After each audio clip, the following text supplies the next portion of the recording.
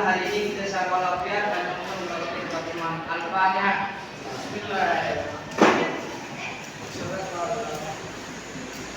Selanjutnya Fatihah kita kirimkan kepada kedua orang tua kita yang hari ini sedang kerja sedang mengambil sama walafiat banyak umur masjid lebih juga dan dibanyakan dibuatkan rezekinya untuk menyenang sholat kita. Al-Fatihah.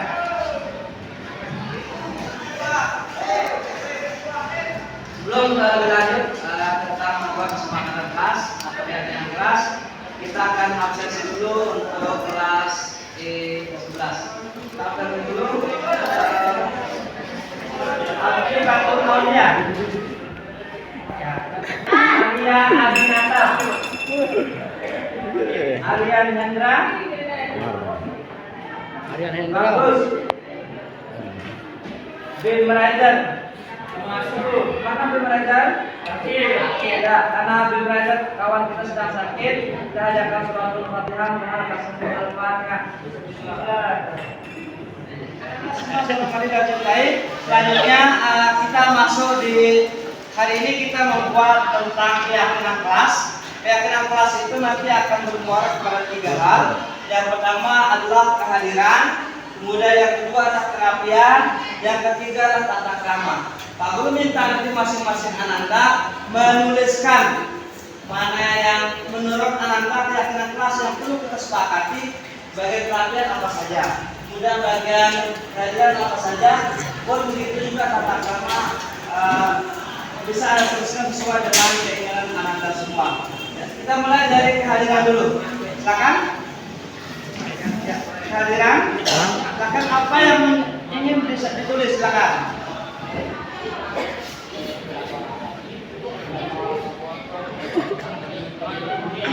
Ya. Kehadiran yang pertama.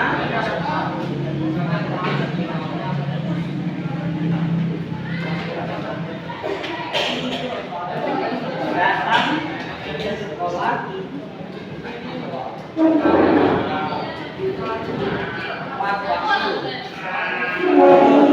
Boleh, selanjutnya silakan.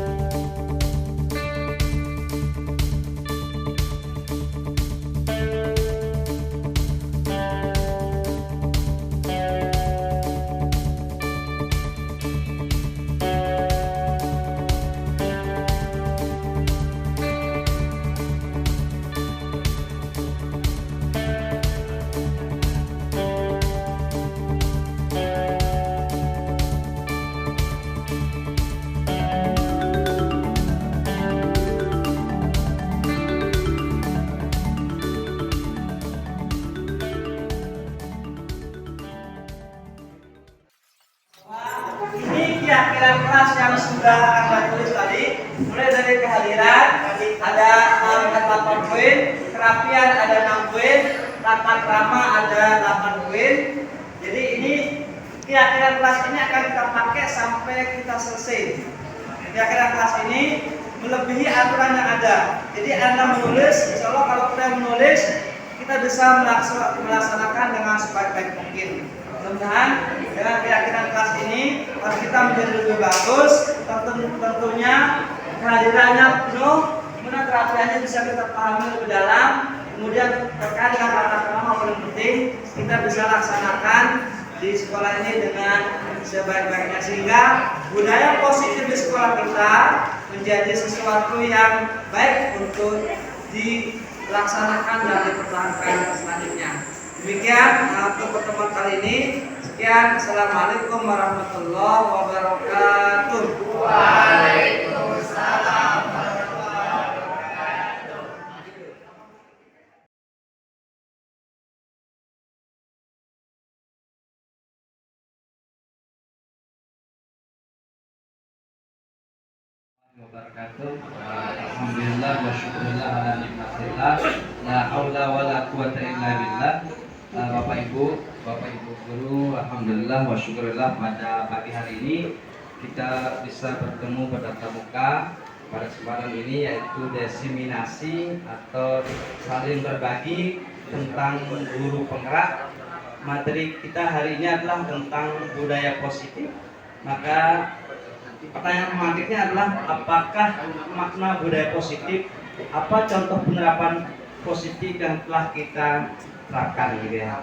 Nah, yang positif di sekolah yaitu nilai-nilai dan kebiasaan di sekolah yang berpihak pada peserta didik agar mereka dapat berkembang menjadi pribadi yang kritis, penuh hormat dan tanggung jawab.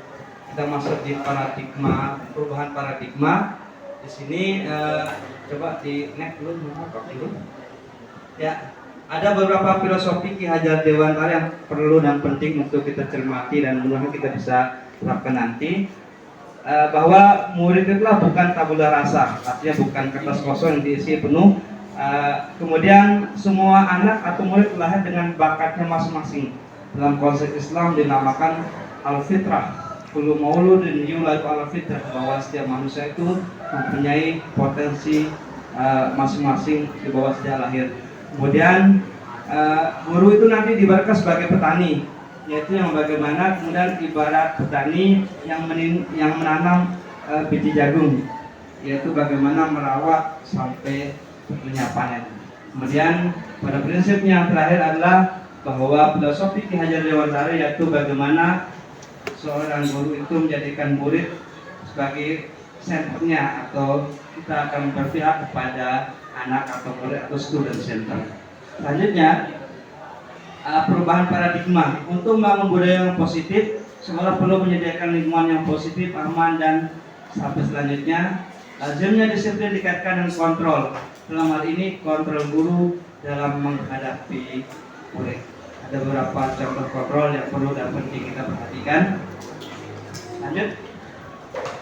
Ada perubahan paradigma teori kontrol. Di sini kita coba meminjam istilahnya Dr. William Glasser dalam kontrol teori untuk meluruskan miskonsepsi tentang kontrol. Yang pertama adalah ada semacam ilusi guru mengontrol murid. Yang kedua ada ilusi bahwa kritik dan membuat orang merasa bersalah dapat menguatkan karakter. Selanjutnya ilusi bahwa orang dewasa memiliki hak untuk memaksa. Ini yang perlu kita perhatikan dan cermati bersama hari ini. Ya, di dalam ini juga ada namanya stimulus dan respon. Next, ya, apa makna disiplin? Ini penting karena kita sekolah penggerak Bapak Ibu. Apa makna disiplin? Karena disiplin sering dikaitkan dengan tata tertib, kemudian teratur dan kepatuhan pada peraturan. Kata disiplin juga sering dihubungkan dengan hukuman. Padahal itu sungguh berbeda dengan belajar dengan disiplin, tidak harus dengan memberi hukuman. Justru itu adalah salah satu alternatif terakhir. Kata kuat ini adalah alternatif terakhir, kalau perlu tidak ada sama sekali. Next. Selanjutnya Ki Hajar Dewantara menyatakan bahwa untuk mencapai kemerdekaan atau dalam konteks pendidikan saat ini, untuk menciptakan murid yang merdeka, pertama adalah harus ada disiplin yang kuat. Kata orangnya sekali lagi adalah ada disiplin yang kuat. Disiplin yang dimaksud adalah disiplin diri yang memiliki salah satunya adalah guru untuk mendisiplinkan siswa ya. Yang paling penting di sini adalah bagaimana kita mencoba disiplin itu dari internal murid itu sendiri gitu ya. Next, lanjut. Kemudian keyakinan kelas, hukuman dan penghargaan. Keyakinan kelas adalah sama dengan kesepakatan kelas. Dalam bahasa kurikulum 13-nya adalah kata petik, karena di kurikulum 2022 atau kurikulum merdeka tidak ada istilah kata petik, diganti dengan keyakinan kelas. Mengapa tidak ada peraturan saja? Mengapa harus keyakinan kelas? Ini penting untuk cermati bersama lebih lanjut nanti. Next, lanjut. Ya, keyakinan kelas adalah nilai-nilai kebajikan atau prinsip universal yang disepakati bersama, lepas dari latar belakang suku, negara, bahasa maupun agama. Menurut Bosan, kita mencoba meminjam istilah orang luar, suatu keyakinan akan lebih memotivasi seorang dari intrinsik, seorang akan lebih bersemangat untuk menjalankan keyakinannya daripada hanya sekedar mengikuti serangkaian peraturan. Jadi kata kuncinya adalah keyakinan kelas ini adalah aturan yang dilaksanakan oleh anak itu bukan karena dipaksa dari luar, yang mencoba untuk belajar dari diri sendiri gitu. Yaitu pembentukan keyakinan kelas.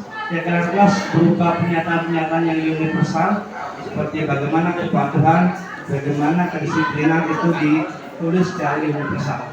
Kemudian keyakinan kelas yang sudah dibikin bersedia untuk ditinjau kembali dari waktu ke waktu, akhirnya tidak menjadi harga mati, bisa diubah beberapa waktu kemudian. Next. Ini contoh-contoh penerapan keyakinan kelas. Lanjut aja Pak Guru. Ya, lanjut Pak Guru. Ya, kalau kita zoom di sini adalah beberapa tindakan guru. Ada beberapa tindakan guru ketika anak melakukan kesalahan. Ini sebenarnya tim siswaan saya dan teman-teman yang punya kerjaan penting ini. Jadi ketika ada anak bermasalah, apakah di mana posisi kita? Apakah posisi menghukum atau posisi kontrol atau posisi apa gitu ya? Coba silakan lanjut kita dulu. Ya, perbedaan, ada beberapa perbedaan di sini antara hukuman dan konsekuensi. Karena kuncinya adalah di kurikulum 13 lebih banyak mengedepankan hukuman ketika anak bersalah dihukum. Kemudian di kurikulum merdeka ini hukuman kalau bahasanya ditiadakan, diganti dengan konsekuensi. Ketika misalkan anak menjatuhkan gelas di depan pak gurunya, maka kemudian bagaimana hukuman diganti dengan bagaimana mengganti dengan kelas yang baru, seperti yang dilakukan oleh mama bapak guru kita kemarin ketika kelas dicoret-coret, bukan anak dihukum dijemur, tidak, tapi bagaimana kelas itu dibersihkan atau dicat ulang itu sebagai konsekuensi. Ini salah satu contoh bahwa hukuman itu ada di kurikulum 13, kemudian konsekuensi ada di kurikulum merdeka. Seperti yang saya sampaikan tadi, kalau anak mencoret-coret tembok bukan hukum dijemur dan sebagainya, tapi diminta untuk membeli cat, untuk dicat kembali sebagai konsekuensi, dia telah menjadikan tembok itu menjadi tidak bersih. Gitu. Lanjut. Ya, di sini beberapa contoh penerapan budaya positif. Lanjut saja Pak Guru. Ya, terakhir apa itu restitusi? Restitusi adalah proses menciptakan kondisi bagi murid untuk memperbaiki kesalahan mereka sehingga mereka bisa kembali pada kelompok mereka dengan karakter yang lebih kuat. Jadi segitiga restitusi nanti adalah bagaimana anak itu kita perlakukan seperti apa ketika melakukan kesalahan, gitu ya. Tidak menghukum, sehingga dalam artian bagaimana kembali kepada fitrahnya menjadi anak yang luar biasa nanti. Lanjut Pak Guru. Di sini ada beberapa ciri restitusi, bukan untuk menebus kesalahan, namun untuk belajar dari kesalahan. Ciri yang kedua, memperbaiki hubungan. Kemudian ciri yang ketiga, tawaran bukan paksaan. Selanjutnya restitusi bukan pada solusi saja sebagai alternatif saja. Lanjut Pak Guru. Ya, demikian yang bisa saya sampaikan. Mungkin Pak Agus ada pertanyaan Pak Agus terkait dengan apa yang saya sampaikan tadi, terkait dengan seseorang, terkait dengan yang lain. Oke, kalau tidak ada, kita cukupkan materi kita hari ini. Atau mungkin Bu Sri ada yang mau ditanyakan? Nggak ada ya? Oke. Mungkin ini saja diseminasi atau pemaparan saya tentang budaya positif hari ini. Mudah-mudahan mulai hari ini kata kuncinya adalah berpikir positif biar menjadi budaya positif, dan agama kita jelaskan bagaimana kita belajar husnuzon, itu bagaimana kita berpikir positif sehingga nanti pada akhirnya menciptakan budaya positif yang baik dan layak untuk diterapkan di sekolah kita saat ini. Demikian yang bisa saya sampaikan. Bila taufik wal hidayah. Wassalamualaikum warahmatullahi wabarakatuh.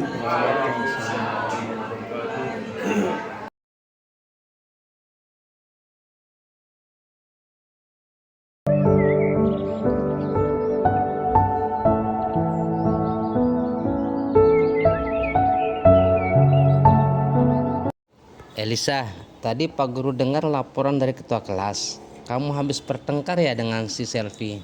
Ya Pak, abis kesel sih. Kenapa kesel?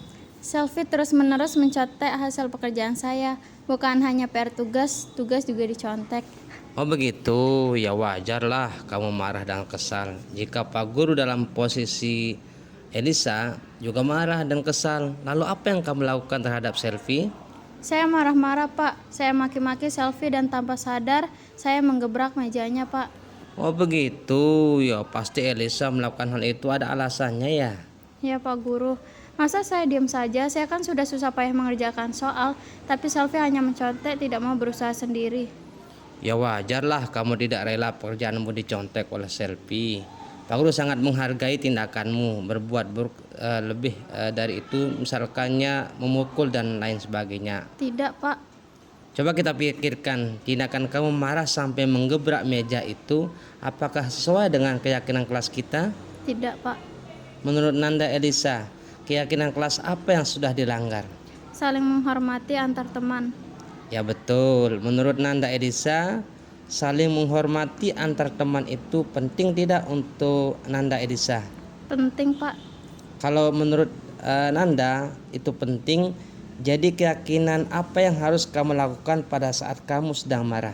Harus lebih sabar. Apakah kamu bersedia memperbaiki masalah ini? Bersedia Pak. Apakah yang akan kamu lakukan untuk memperbaiki masalah ini, Elisa? Saya akan bersabar dan menahan amarah saya. Jika ada teman yang nyontek, saya akan melaporkan kepada guru mata pelajaran atau wali kelas saya, Pak Guru. Tepat sekali tindakanmu Nanda Elisa. Tetap semangat ya Nanda Elisa. Sekarang silakan kembali ke kelas. Terima kasih Pak Guru. Ya sama-sama. Assalamualaikum warahmatullahi wabarakatuh. Nama saya Elisa dari I3. Saya senang sekali diajak diskusi dengan Pak Guru untuk dapat mengendalikan diri saya dari amarah karena perilaku teman sekelas saya. Saya harus banyak bersabar dan menghormati teman-teman. Terima kasih. Assalamualaikum warahmatullahi wabarakatuh.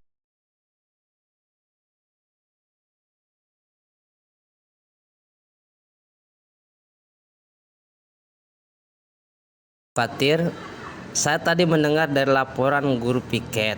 Katanya kamu sering datang terlambat ya? Iya Pak Guru, Menurut ingatan kamu, sudah berapa kali kamu terlambat? sudah 6 kali Pak Guru. Wow, sering sekali terlambat. Apakah terlambat itu sebuah kesalahan, bukan? Iya Pak Guru. Fatir, berbuat kesalahan itu manusiawi. Tiap orang pasti pernah berbuat kesalahan. Yang terpenting kita bisa belajar dari kesalahan tersebut dan berusaha untuk memperbaikinya. Setuju Fatir? Setuju Pak Guru. Fatir, sekarang kita cari solusinya bersama ya. Iya Pak Guru. Fatir sering terlambat pasti ada alasannya. Kenapa Fatir sering terlambat ke sekolah? Karena saya sering begadang, Bu, sambil main game online, jadi saya kurang tidur. Kamu tahu keyakinan kelas yang kita sepakati? Tahu Pak Guru. Kalau datang terlambat ke sekolah, apakah sesuai dengan keyakinan kelas kita tidak? Tidak, Pak Guru. Menurut kamu, keyakinan kelas apa yang sudah Fatir langgar? Disiplin, Pak Guru. Oke, menurut Fatir, disiplin itu penting tidak untuk kamu? Penting, Pak Guru. Bisa membuat saya datang ke sekolah tepat waktu dan bisa menghargai waktu. Oke, betul sekali Fatir, bahwa menghargai waktu itu sangat penting dan sangat bermanfaat untuk kita. Seperti menghargai orang di sekitar kita, pekerjaan menjadi tidak menumpuk, dan kita juga bisa melatih rasa kepedulian. Iya, Pak Guru. Saya menyesal sudah sering terlambat dan saya meminta karena sering terlambat. Ya Fatir, yang terbaik sudah kamu lakukan dengan meminta maaf. Menurut kamu, apa yang baik Fatir? Kamu sudah menemukan solusinya dan Pak Guru akan bekerja sama dengan orang tuamu agar tidak terlambat lagi gitu ya. Saya akan tidur lebih cepat dan tidak bergadang main game online agar tidak telat masuk sekolah. Datang terlambat lagi. Sekarang silakan kembali ke kelas ya. Iya, Pak Guru, terima kasih. Assalamualaikum warahmatullahi wabarakatuh. Saya Fatir, kelas I2. Terima kasih Pak Guru. Saya senang sekali diajak diskusi dengan Bapak Ibu Guru untuk menemukan solusi atas kesalahan yang telah lakukan. Dan saya tidak bergadang main game online lagi agar tidak telat masuk sekolah.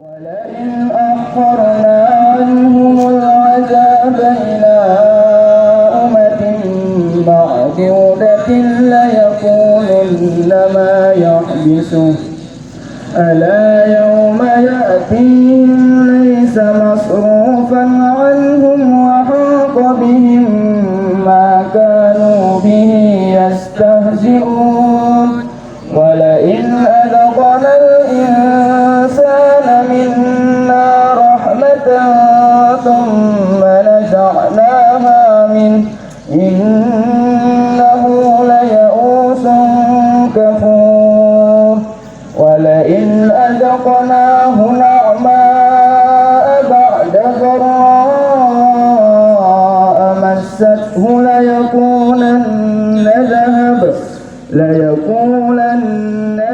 السيئات يحلفون لكم لترضوا عنهم فإن ترضوا عنه فإن الله لا يرضى عن القوم الفاسقين الأعراب أشد كفرا ونفاقا وأجدر أن لا يعلموا حدود ما أنزل الله على رسوله والله عليم حكيم ومن الأعراب من يتخذ ما ينفق مغرما ويتربص بكم الدوائر عليهم دائرة السوء والله سميع عليم ومن الأعراب من يؤمن بالله واليوم الآخر ويتخذ ما ينفق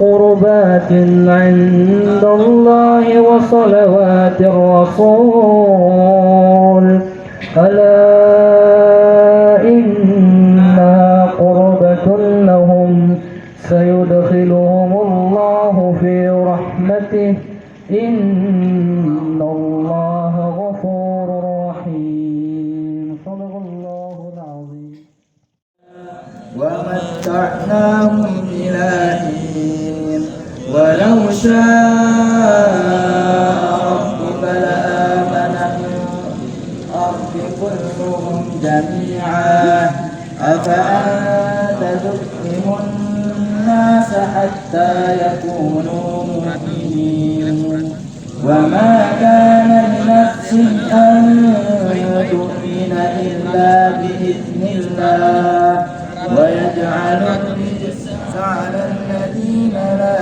يعقلون قل انظروا ماذا في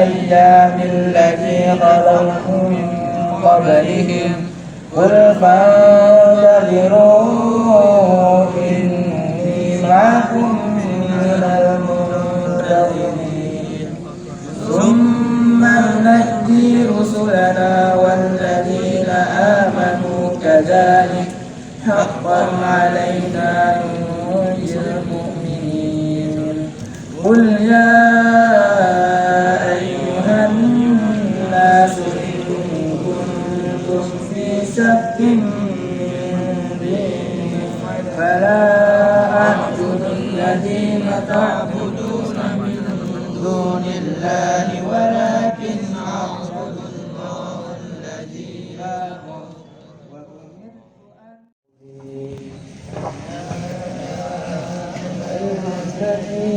جاهد الكفار والمنافقين واغلظ عليهم ومأواهم جهنم وبئس المصير ما قالوا ولقد قالوا كلمة الكفر وكفروا بعد إسلامهم وهموا بما لم ينالوا وما نقموا إلا أن أغناهم الله ورسوله من فضله عن المنكر ويقيمون الصلاة ويؤتون الزكاة ويطيعون الله ورسوله أولئك سيرحمهم الله إن الله عزيز حكيم وعد الله المؤمنين والمؤمنات جنة ذلك بأنهم كفروا بالله ورسوله والله لا يهدي القوم الفاسقين صدق الله العظيم.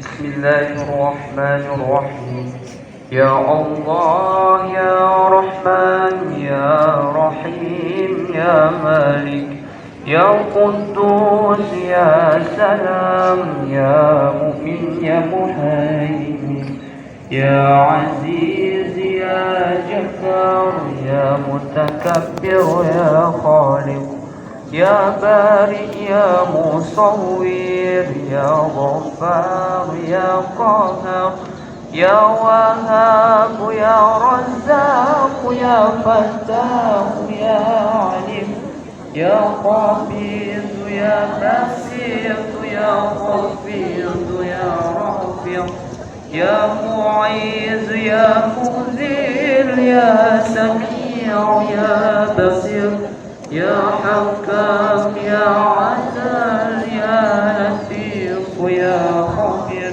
يا حليم يا عظيم يا غفور يا شكور يا علي يا كبير يا حفيظ يا مقيت يا حسيب يا جليل يا كريم يا راقب يا مجيب يا وسيع يا حكيم يا ودود يا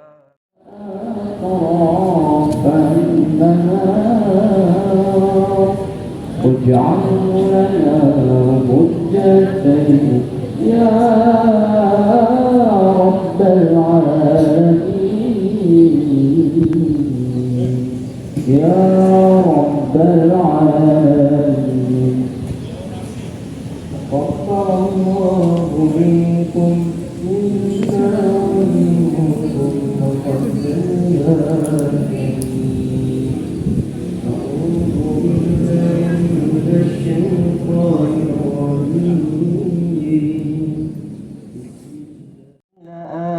آمنوا أن لهم قدم صدق عند ربهم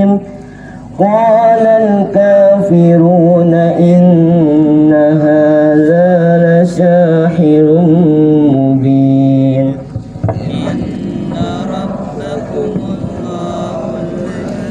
خلق السماوات والأرض في 6 أيام ثم استوى على العرش يدبر الأمر ما من شفيع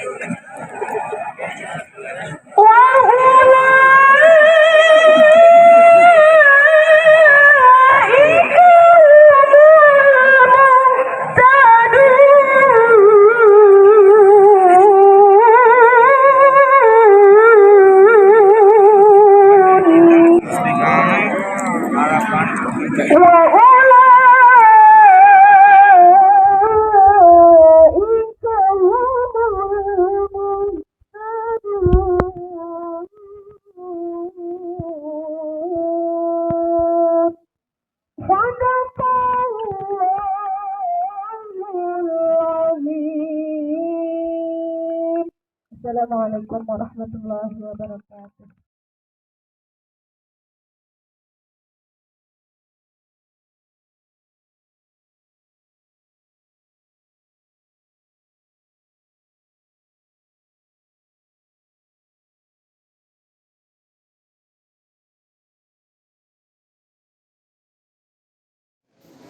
Allahu Akbar.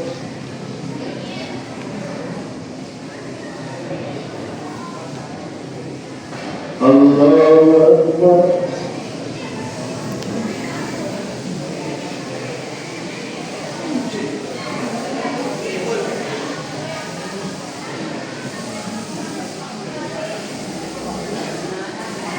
Allahu Akbar. Kita sadar diri.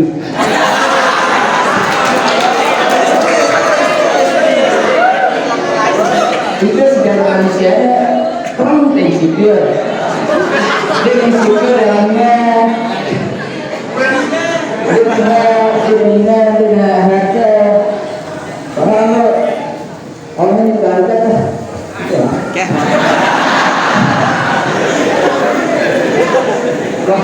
sempurna kan jadi ini harus ada ini Al-Quran hakim dia dia berguna ada yang sesungguhnya orang ciptakan hamba dan sebagainya kok cepat-cepatnya harus ada lagi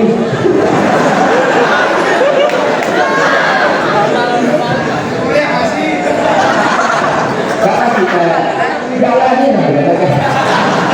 walaupun penting bersepak jalani karena jalannya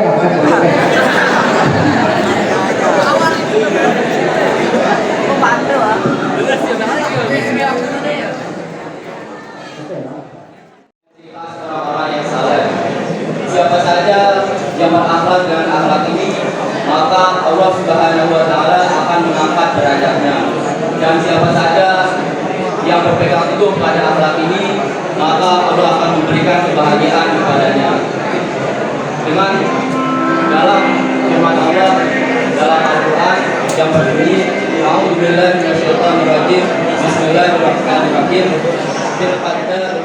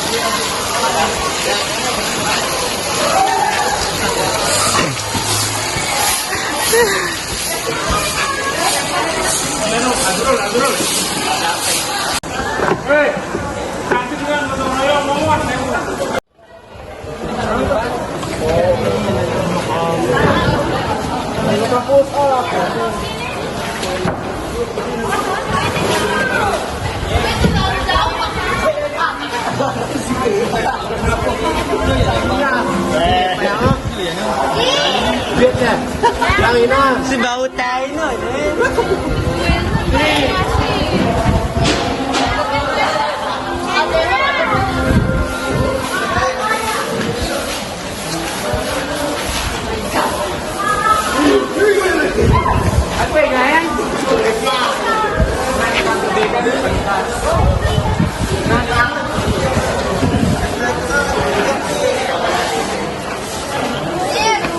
Ada gunamu.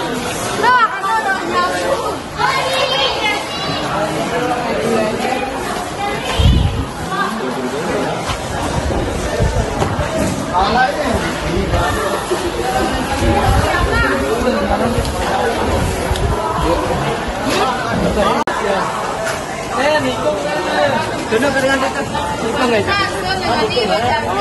Tikungan. Aku yang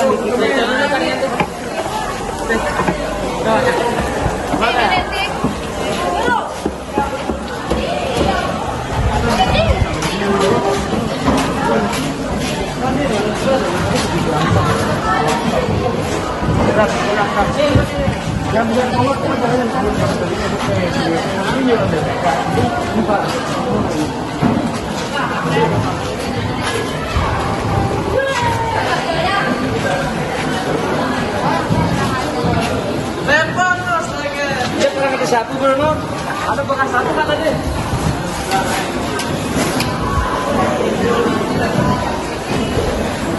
Kami mantu ya.